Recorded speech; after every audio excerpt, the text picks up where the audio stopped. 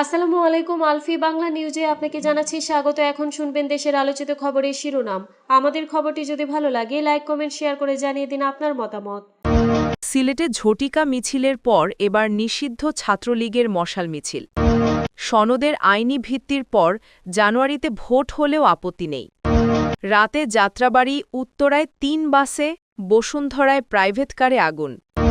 আওয়ামী লীগ জাপা ১৪ দলীয় জোটকে নির্বাচনের বাইরে রাখলে ভোটে যাবেন না কাদের সিদ্দিকী। বিএনপির ফাঁকা রাখা ঢাকা ৯ আসনে এনসিপির প্রার্থী হতে চান তাসনিম জারা। জাতি নির্বাচনের মাঠে, সনদ বাস্তবায়নের দাবি কেন রাজপথে? আওয়ামী লীগ ও অঙ্গ সংগঠনের নেতাকর্মীদের যে বার্তা দিলেন নূর। ঝটিকা মিছিলের পর সিলেটে এবার মশাল মিছিল করেছেন নিষিদ্ধ সংগঠন ছাত্রলীগের নেতাকর্মীরা। ৩ দিনের ব্যবধানে গতকাল সোমবার রাতে এ মিছিল হয়েছে। মিছিলের একটি ভিডিও ফেসবুকে ছড়িয়ে পড়েছে। গতকাল রাত ৮টার দিকে সিলেট ঢাকা মহাসড়কের দক্ষিণ সুরমা উপজেলার লালাবাজার এলাকায় এ মশাল মিছিল হয়। এর আগে গত শুক্রবার সকালে নগরের মির্জাজাঙ্গাল এলাকায় জয় বাংলা স্লোগান দিয়ে ঝটিকা মিছিল করেন জেলা ছাত্রলীগের নেতাকর্মীরা। গতকালের ছড়িয়ে পড়া ভিডিওতে দেখা যায় মিছিলের শতাধিক নেতাকর্মী অংশ নিয়েছেন। তাদের বেশিরভাগের হাতেই ছিল মশাল। এই সময় তাদের জয় বাংলা, জয় বঙ্গবন্ধু, শেখ হাসিনা সরকার বারবার দরকার, শেখ হাসিনা ভয় নাই, রাজপথ ছাড়ি নাই, মানি না মানব না অবৈধ সরকার, রাজপথ কাঁপবে, শেখ হাসিনা আসবে এমন স্লোগান দিতে শোনা যায়। ভিডিওতে আরও দেখা যায় যে ব্যানার ধরে ছাত্রলীগের নেতাকর্মীরা মশাল মিছিল করেন, সেখানে সিলেট জেলা ছাত্রলীগের সাধারণ সম্পাদক রাহেল সিরাজের নাম লেখা। ব্যানারে হটাও ইউনুস বাঁচাও দেশ লেখা ছিল। এছাড়া ক্যাঙ্গারু কোর্টে প্রহসনের বিচার মানি না মানব না লেখা ব্যানারও ছিল। এই বিষয়ে জানতে চাইলে সিলেট মহানগর পুলিশের অতিরিক্ত উপমেজর মোহাম্মদ সাইফুল ইসলামের মুঠোফোন নম্বরে গতকাল রাতে কল করা হলেও তিনি সাড়া দেননি। তবে পুলিশের একটি সূত্র জানিয়েছে, নিষিদ্ধ সংগঠনের মিছিলের ভিডিওটি পুলিশ দেখেছে। এ বিষয়ে আইনি ব্যবস্থা নেওয়া হবে। জুলাই জাতীয় সনদ বাস্তবায়নের বিষয়ে অন্তর্বর্তী সরকার দলগুলোর কাছ থেকে ৭ দিনের মধ্যে ঐক্যবদ্ধ নির্দেশনা চেয়েছিল। গতকাল সোমবার সে সময়সীমা শেষ হয়েছে, কিন্তু রাজনৈতিক দলগুলোর মধ্যে কোনো ঐক্যমত্য হয়নি। উদ্ভূত পরিস্থিতি নিয়ে বাংলাদেশ জামায়াত ইসলামীর নায়েবে আমির সৈয়দ আবদুল্লাহ মোহাম্মদ তাহের প্রথম আলোর কাছে মতামত দিয়েছেন। সরকার জুলাই সনদ বাস্তবায়নের দায় পুরোপুরি রাজনৈতিক দলগুলোর উপর ছেড়ে দিতে পারে না। সরকারের এখানে মৌলিক দায়িত্ব পালন করতে হবে। জুলাই জাতীয় সনদের আইনি ভিত্তি হয়ে গেলে যদি জানুয়ারিতেও নির্বাচন হয় তাতে জামায়াত ইসলামীর আপত্তি নেই। তবে সরকার ও সংশ্লিষ্ট সবার এটা বোঝা উচিত, মৌলিক সংস্কার ছাড়া এদেশের জনগণ কোনো নির্বাচন মানবে না। বাংলাদেশের বর্তমান পরিস্থিতিতে জাতি উদ্বিগ্ন। তার প্রধান কারণ হচ্ছে দেশ কোন দিকে যাচ্ছে এর কোনো সুস্পষ্ট দিক নির্দেশনা মানুষ খুঁজে পাচ্ছে না। আগামী ফেব্রুয়ারিতে একটি জাতীয় নির্বাচন জাতির প্রত্যাশা। আমরা মনে করি সব রাজনৈতিক দল এবং বর্তমান সরকারেরও এ ব্যাপারে কোনো দ্বিমত নাই, ভিন্নতা নেই। এখন যে কিছুটা অনিশ্চয়তা দেখা যাচ্ছে তা থেকে উত্তরণের একমাত্র পথ জুলাই আন্দোলনে অংশগ্রহণকারী সব দলের অংশগ্রহণে একটি সুষ্ঠু অবাধ নিরপেক্ষ নির্বাচন। রাজধানীর যাত্রাবাড়িতে ২টি, উত্তরায় একটি বাসে আগুন লাগার ঘটনা ঘটেছে বলে জানিয়েছে ফায়ার সার্ভিস। গতকাল গভীর রাতে এসব আগুনের ঘটনা ঘটেছে।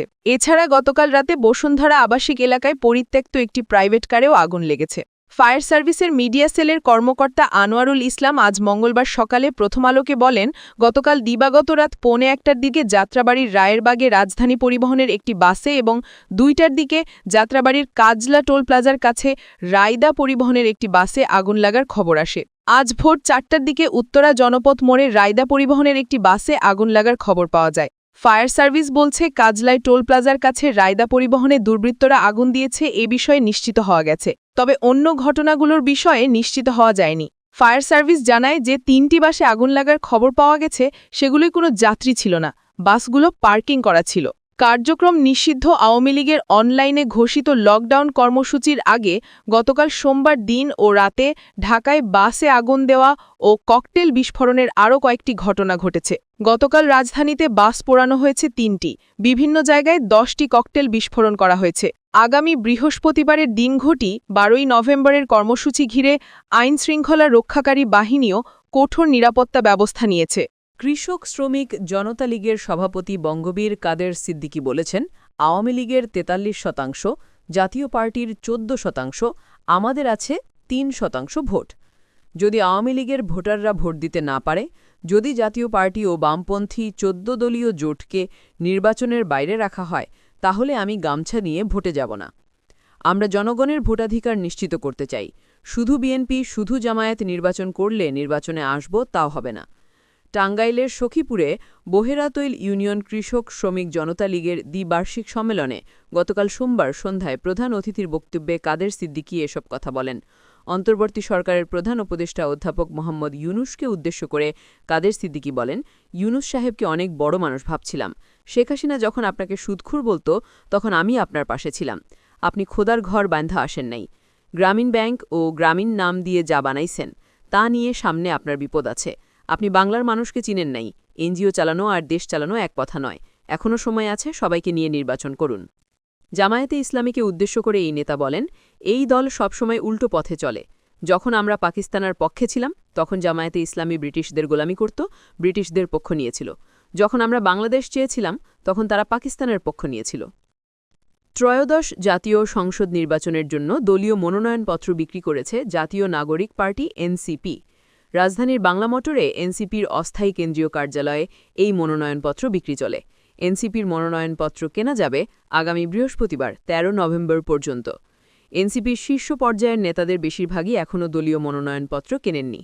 তবে গতকাল রাতে ঢাকা ৯ আসনের জন্য মনোনয়নপত্র কিনেছেন দলটির জ্যেষ্ঠ যুগ্ম সংসদ সচিব তাসনিম জারা।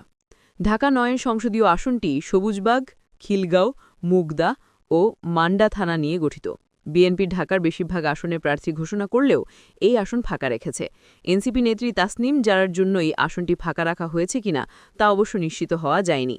গতকাল রাতে বাংলা মোটরের রূপায়ণ টাওয়ারে এনসিপির কার্যালয়ে গিয়ে দেখা যায়, ঢাকা ও ঢাকার বাইরের বিভিন্ন এলাকা থেকে দলটির মনোনয়ন প্রত্যাশী ব্যক্তি ও তাদের সমর্থকেরা সেখানে ভিড় করেছেন।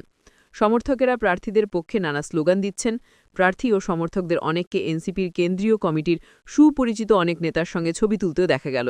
গত বৃহস্পতিবার সন্ধ্যায় দলীয় কার্যালয়ে এক সংবাদ সম্মেলনে এনসিপির মনোনয়নপত্র বিতরণ প্রক্রিয়ার উদ্বোধন করেন দলের মুখ্য সমন্বয়ক ও কেন্দ্রীয় নির্বাচন পরিচালনা কমিটির প্রধান নাসির উদ্দিন পাটোয়ারি।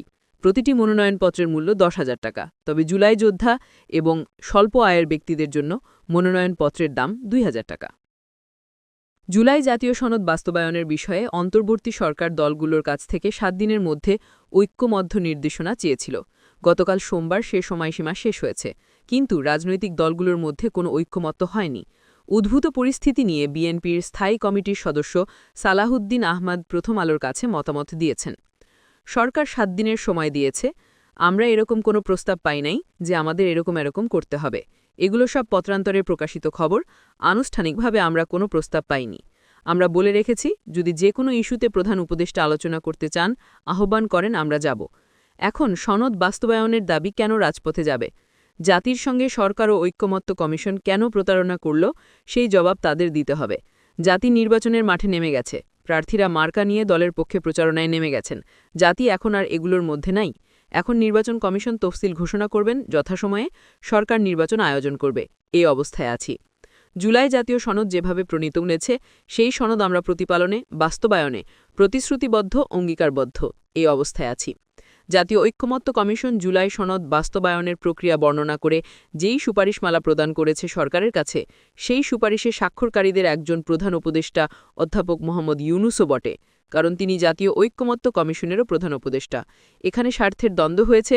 যিনি বাস্তবায়ন করবেন, তিনি সুপারিশও করলেন। শেখ হাসিনা আওয়ামী লীগের রাজনীতির মৃত্যু ঘটিয়ে ভারত পালিয়ে গেছে। ৫০ বছরেও রাজনীতিতে ফিরতে পারবে না আওয়ামী লীগ। দলটি এখন মরা লাশ। বিচারিক প্রক্রিয়ায় এই দলের কাফন দাফন সম্পন্ন হবে বলে মন্তব্য করেছেন গণ অধিকার পরিষদের সভাপতি নুরুল হক নূর। লকডাউন কর্মসূচি ঘিরে আওয়ামী লীগ কর্মীদের হুঁশিয়ারি দিয়ে মঙ্গলবার নিজের ফেসবুক আইডিতে দেওয়া এক পোস্টে এই মন্তব্য করেন নূর। নূর পোস্টে লিখেছেন, দেশে অবস্থানরত লীগের ভাইদের বলবো, স্ত্রী সন্তান নিয়ে বিদেশে নিরাপদে পালিয়ে থাকা শত সহস্র কোটি টাকার মালিক নেতাদের কথায় হুজুগে রাস্তায় নেমে নিজেকে ও পরিবারকে অনিরাপদ করে তুলবেন না।